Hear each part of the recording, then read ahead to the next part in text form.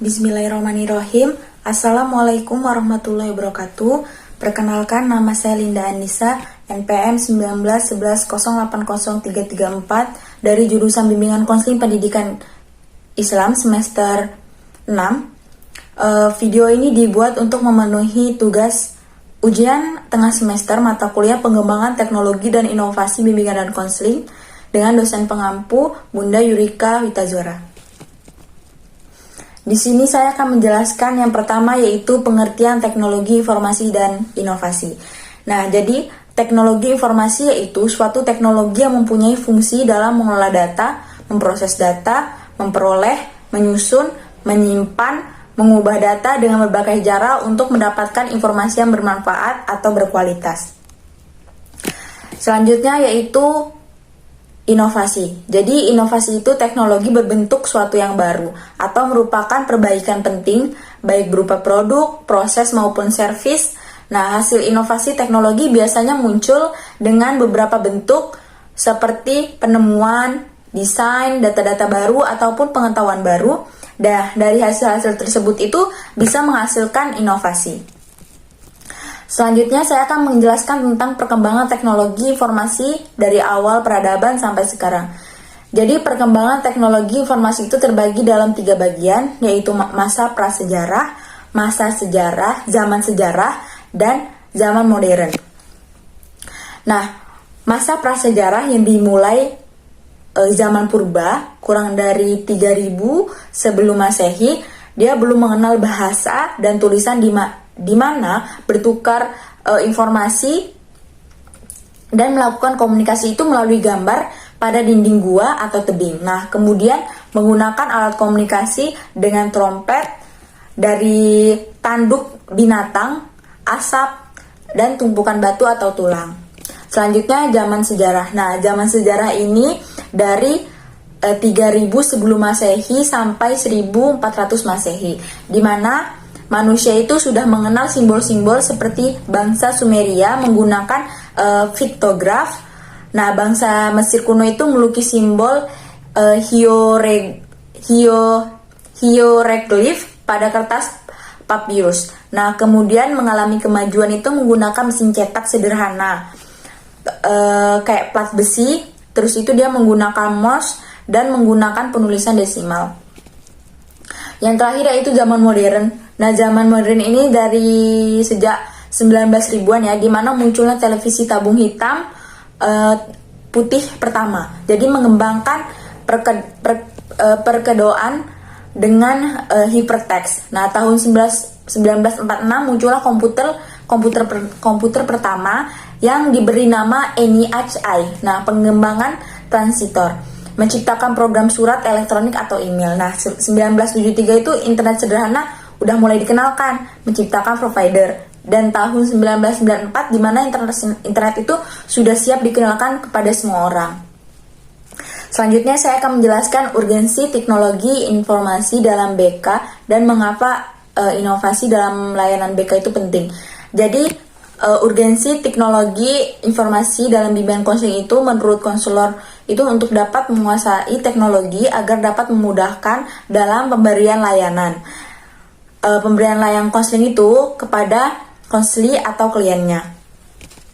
Terus memanfaatkan teknologi informasi bagi seorang guru, jadi sudah semakin urgen ya tampaknya, dan khususnya bagi kita sebagai calon guru bimbingan dan konseling, banyak sekali kreasi yang dapat dibuat dalam melayani konseling. Jadi bimbingan dan konseling itu inovasi itu merupakan usaha untuk mewujudkan gagasan ide metode dengan cara atau saran alat yang diciptakan oleh konselor. Nama kenapa jadinya inovasi dalam BK itu sangat penting, yang sebelumnya telah diamati dahulu sebagai suatu hal yang benar-benar baru dan diharapkan mampu digunakan dalam mencapai suatu tujuan tertentu serta menjadi solusi dari suatu pemecahan masalah dalam bimbingan dan konseling.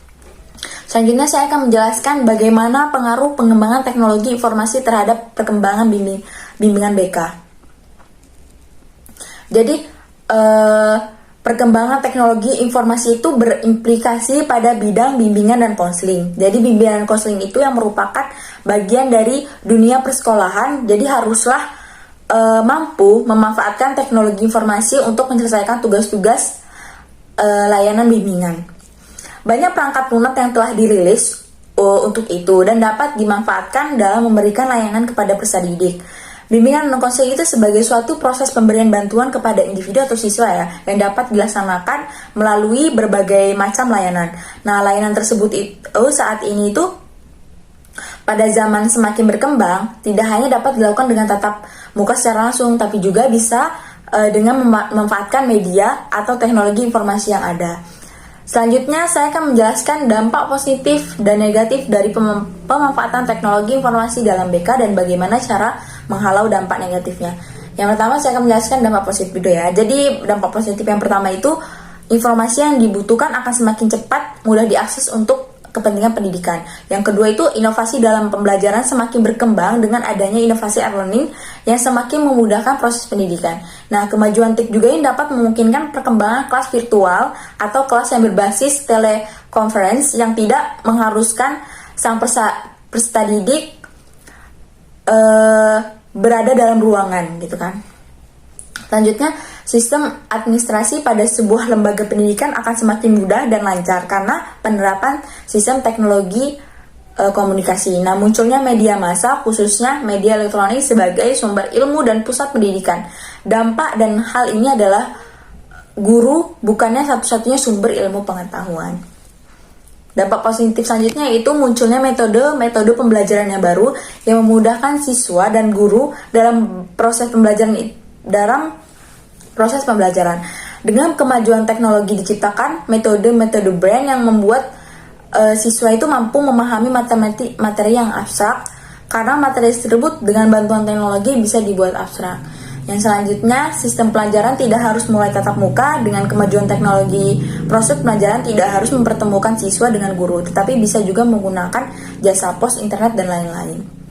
Dampak negatif, jadi kemajuan TIK juga akan semakin berpengaruh terjadi pelanggaran terhadap hak atas kekayaan intelektual. Karena semakin mudahnya mengakses data menyebabkan orang bersifat plagiatis akan melakukan kecurangan. Walaupun sistem administrasi suatu lembaga pendidikan bagaikan sebuah sistem tanpa celah, akan tetapi jika terjadi sesuatu kecerobohan dalam menjelaskan sistem tersebut akan berakibat fatal. Salah satu dampak negatif televisi adalah melatih anak untuk berpikir pendek dan bertahan berkonsentrasi dalam waktu yang singkat. Nah, kerahasiaan alat tes semakin terancam ya. Jadi program tes intelijensi seperti tes Raven, differential aptitude test dapat diakses melalui compact disc. Nah, implikasi dan permasalahan ini adalah tes psikologi yang ada akan mudah sekali bocor dan pengembangan tes psikologi harus berpicu dengan kecepatan pembocoran melalui internet tersebut. Selanjutnya, penyalahgunaan gunaan pengetahuan bagi orang-orang tertentu untuk melakukan tindakan kriminal.